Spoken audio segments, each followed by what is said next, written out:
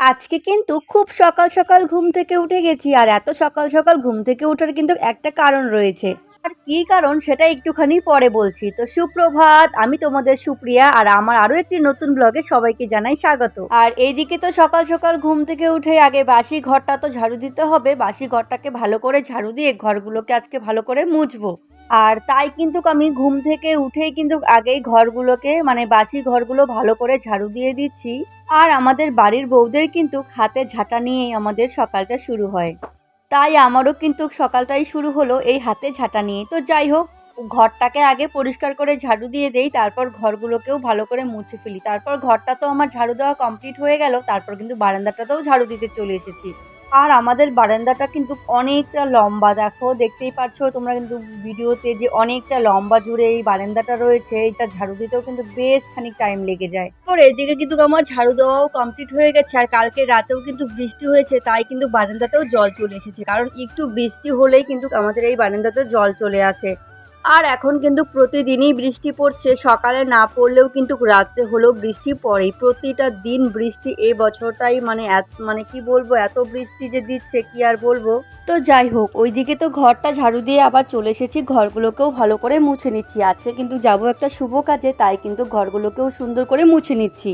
আর হ্যাঁ, তোমাদেরকে কিন্তু আমি ভিডিওতে একটা ঘর মুছানোই দেখাচ্ছি, কিন্তু এর বাইরেও কিন্তু আরও ঘর রয়েছে, আরও কিন্তু দুটো ঘর রয়েছে আমাদের। ওই দুটো ঘরও কিন্তু আমি মুছি। আর ওই দুটো ঘরও যদি আমি মুছানো দেখাই তাহলে হয়তো ভিডিওটা আরও অনেকটা লম্বা হয়ে যাবে। তাই কিন্তু ভিডিওতে এত কিছু তুলে ধরি না, যতটুকু প্রয়োজন ততটুকুই ধরি। আর এইদিকে কিন্তু গল্প করতে করতে আমার ঘরগুলোও সুন্দর করে মুছা হয়ে গেছে, আর এই লম্বা বারান্দাটাও আমার মুছা কমপ্লিট হয়ে গেছে। আর এরই মধ্যে আমার বর আর আমার ছেলেও ঘুম থেকে উঠে গেছে, তাই কিন্তু এখন আমি ছেলেকে একটু দুধ আর বিস্কুট দিয়ে দিব।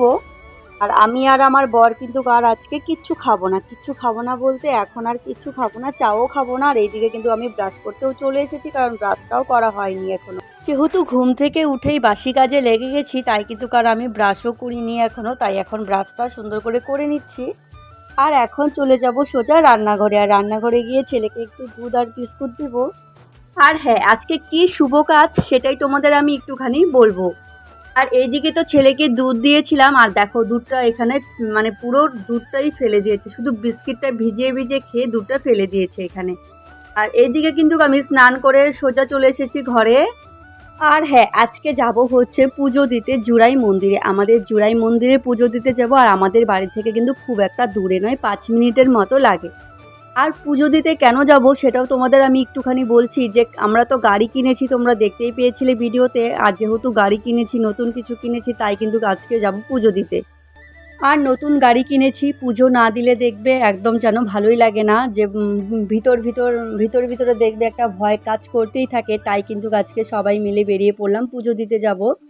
তাই কিন্তু আমি স্নান করে এই সুন্দর কুর্তিটা পরে নিয়েছি। আর এই কুর্তিটা পরে আমাকে কেমন লাগছে বলো, অবশ্যই তোমরা কিন্তু কমেন্টে বলে যাবে।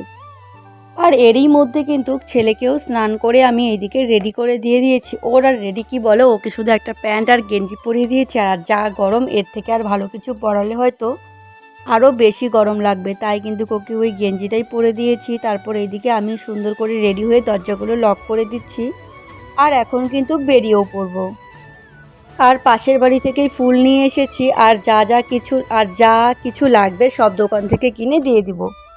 তো চলো এখন তাহলে বেরোনো যাক। আর এইদিকে আমার বর আর ছেলে মিলে বাইকটাকে নিয়ে আসছে। আর আমার ছেলে গাড়িতে উঠলে তো তোমরা জানোই কি করে না করে। এই যে বাইক, এটাই হচ্ছে আমাদের নতুন বাইক। আর এটা কিন্তু অনেক দিনের একটা স্বপ্ন ছিল। তো যাই হোক, শেষমেশ পূরণ করতে পারলাম আমরা। তো খুব ভালো লাগলো যে পূরণ করতে পেরেছি। তো চলো এখন তাহলে বেরোনো যাক, সাথে কিন্তু তোমরাও চলো আমার সঙ্গে। এই যে আমি উঠে গেছি বাইকে, আর এই যে ফুলগুলো এখানটায় রয়েছে। আর এখন সোজা চলে যাব আমাদের জুরাই মদন মোহন মন্দিরে। তোমরা কিন্তু অনেকেই চেনো এই মন্দিরটা, আবার অনেকেই হয়তো চেনোও না। আর আমি কিন্তু বেশি কিছু সাজি না, খুব সিম্পলেই সাজি। আর যেহেতু পাশেই যাব, কি আর সাজবো ওখানটায়।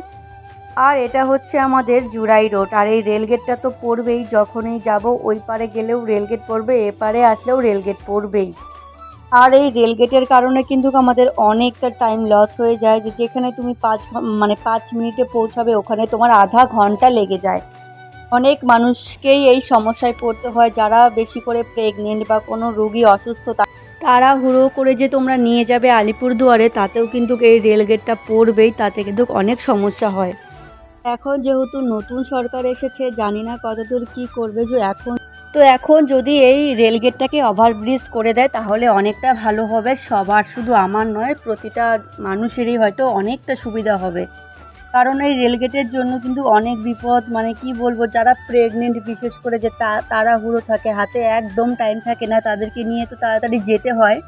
আর একটা রেলগেট নয়, এখানে তো একটা পরে, আবার কিন্তু কামাখ্যাগুড়িতেও কিন্তু আরেকটা রেলগেট রয়েছে, যা মানে এই সমস্যাটায় পড়তে হয়। তো যাই হোক, এইদিকে কিন্তু আমরা চলে এসেছি জোড়াই মদনমোহন মন্দিরে। আর এখানে যে পুরোহিত কিন্তু বাইকটা তো বাড়িতেই ধুয়ে নিয়ে এসেছিলো, তাই এখানে কিন্তু আর কোনো ধোয়াধুয়ি হবে না।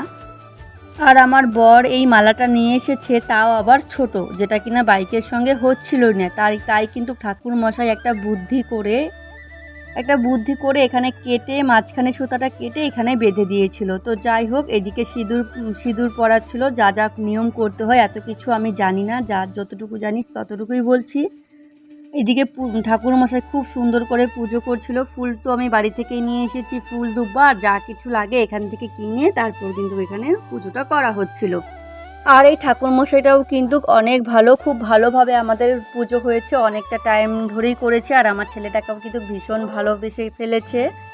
তারপর তো পুজো দেওয়া কমপ্লিট হয়ে গেছে, আর বাড়ি থেকে তো কোনো কিছু খেয়ে এসিনি, তাই কিন্তু খুব খিদে পেয়ে গিয়েছিল। তাই কিন্তু এখানে বসে, এটা কিন্তু জুড়াই বাজার, এখানে বসে আমরা সবাই বসে এখানটায় রুটি আর সবজি খাচ্ছিলাম, আর তার সঙ্গে একটু দুধের সর নিয়ে নিয়েছিলাম। আর সবজিটা না ভীষণ ভীষণ ঝাল ছিল, তাই কিন্তু খুব একটা আমি খেতে পারিনি, একটা রুটি খেয়েছি আর আরেকটা রুটি আমার বরকে দিয়ে দিয়েছি। চলো, আজকের মতো ভিডিওটা এখানেই শেষ করছি, দেখা হচ্ছে অন্য কোনো ভিডিওতে। ততক্ষণে তোমরা সবাই ভালো থাকবে এবং সুস্থ থাকবে, আর আমার ভিডিওটা কিন্তু অবশ্যই দেখবে, কেউ কিন্তু মিস করবে না।